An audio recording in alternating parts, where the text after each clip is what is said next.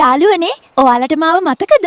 මගේ නම කියන්නකෝ එහෙනම්. කෝ බලමු මං ඉන්න කාටූන් එක කී දෙනෙක් බලලා තියෙනවද කියලා. පහලින් කමෙන්ට් කරන් යන්න. පුංචි යාළුවනේ මේ කාටූන් කුමරිය මතකද?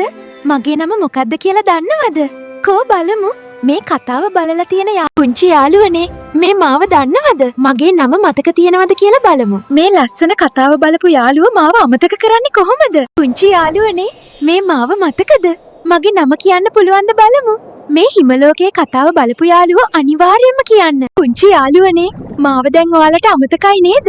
මගේ නම කියන්න පුළුවන්ද බලමු. පාසල් නිවාඩුවට ඔයාලව බලන්න ආවේ. දැන් මතකද? පුංචි යාළුවනේ කෝ ඔයාලා? මගේ නම මොකද්ද කියලා කියන්න පුළුවන්ද?